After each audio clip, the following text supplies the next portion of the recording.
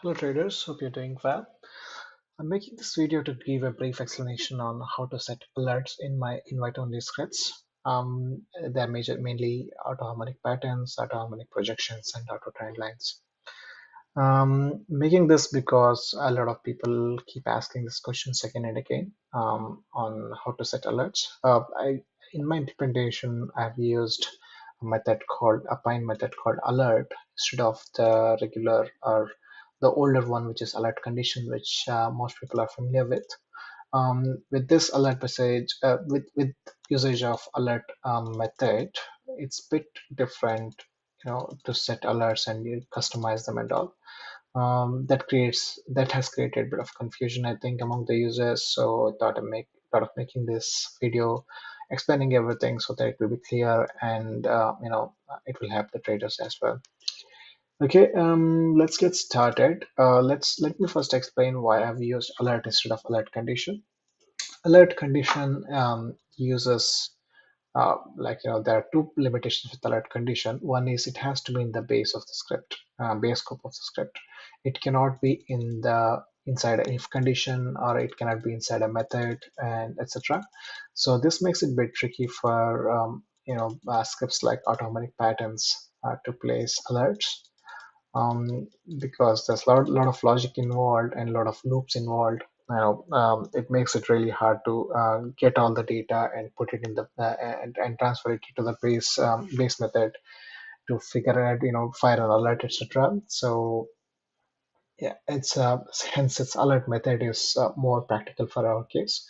And the second thing is title and message, etc. In the alert condition, they're constant strings, so it has to be constants. It cannot be variable or it cannot be modified programmatically. So similarly, if you see this in alert, you can actually modify the alert message like this. You can add two strings, you can add a close price here, etc. Alert condition also, there's a format where you can follow. There's placeholder, but that has a bit of limitations.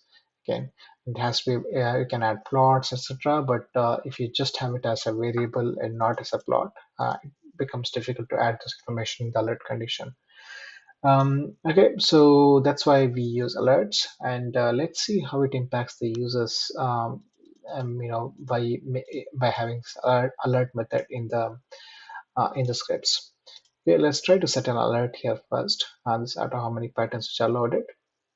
So before setting the alert, make sure that there are no watermarks, right? Otherwise, if the watermark is there, that means that script is not authorized properly, hence you will not get the right alerts. And if you go here, if there's a placeholder for setting the keys, and if you have subscribed, you would get the keys already. You can add your keys here in the alert key section. Or whenever you're adding the script to the chart, you'll get that option to add alert key that time as well, right? So when this alert key is added, then you will see this timer in the green, and also will not see any watermarks. So it means that your chart is to add to the alerts, right? Once that is done, so next, yeah, let's see how it looks like, when you try to add an alert. So if you add an alert on a script which uses alert condition, which is the old one, then you will have something like this, which is alert name and message. So this message box many people use for setting their custom alert messages, and you can actually customize with these placeholders, which are with double flower brackets, close, time, plot, etc. If you click on this, you'll find an entire article on what all things you can use, what all placeholders you can use to customize your alerts. There are a lot of strategy based, and yeah, and other plots and other informations which you can use in the alert messages.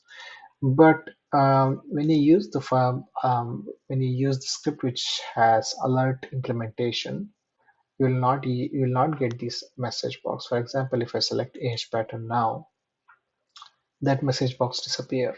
So this makes it a bit tricky for users to customize the alert messages. So since it's not possible in the alert widget here, so what I've done is I've added that option in the settings. So if you go to script settings here, where you also add your key, there's slightly above that, there is a placeholder for alerts. See this alerts here. So these alerts, if you see this, there are three types of alerts which are fired. So new pattern, status update, and trade closure. So you can enable or disable any of these alerts by clicking these things. I am checking these things. So let me do one thing now. Let me just enable new pattern, and I want to customize this alert message format. So there's already a template here, which is actually which defines what the alert message template should be. So if you copy this and let me do one thing. Let me pull up text pad. Sorry. Let me pull up text pad. There it is. In the text pad, I'll place this alert message. So this is an alert message which is set by default.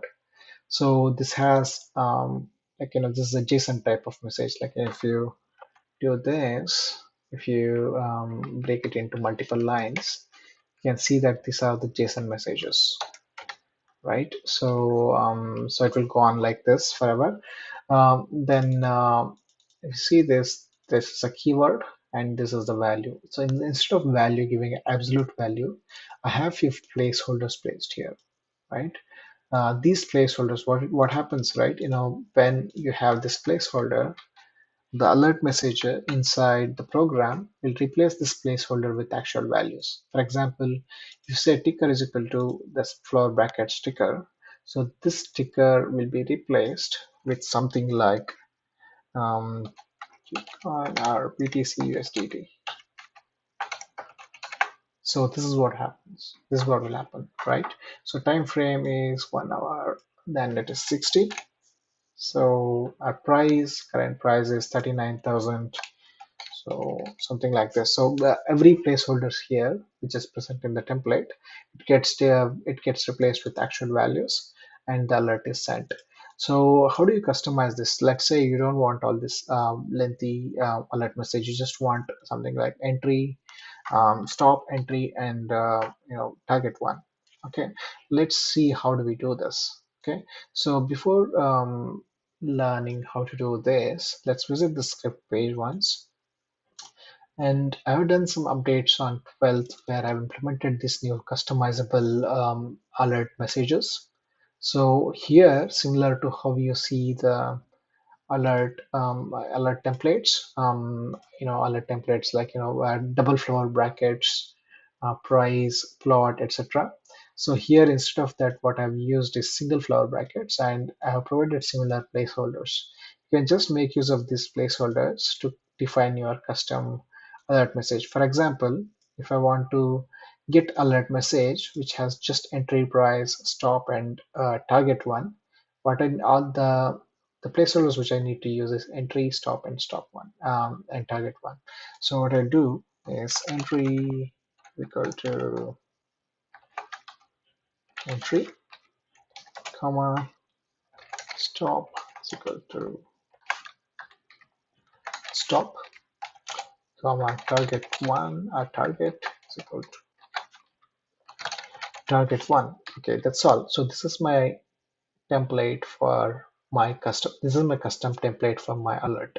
So I just want this. So what happens, right? What you need to do is just copy this message. So just make use of these template placeholders and created this custom template here, custom alert template. So I'm just copying this and putting it instead of this lengthy alert template, just pasting it here, right? So our alert template is set. In when the alert is fired, what it does is it will replace this entry, stop, and target with actual prices. So you'll get alert message something like this, something like entry is equal to 41,000, stop is equal to 38,000, target is equal to 50,000, something like this. So this is just an example. So I'll get alert message something like this. So we set this alert template here, right? And then press OK and wait for the script to reload.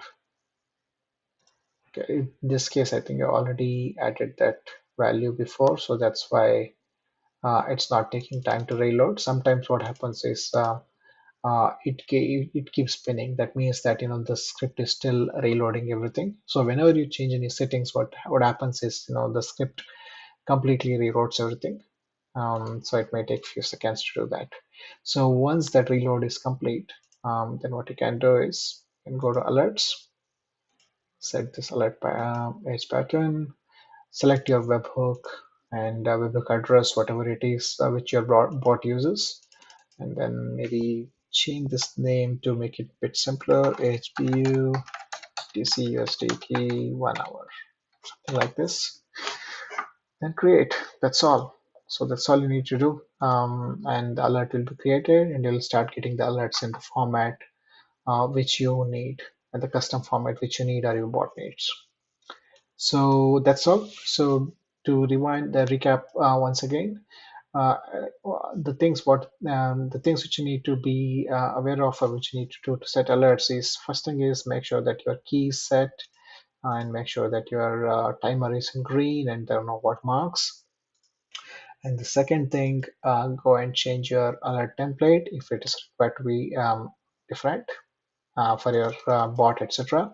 Change it to template however you want. You can even put your name here, or whatever you want, whatever the message you want, which bot understands.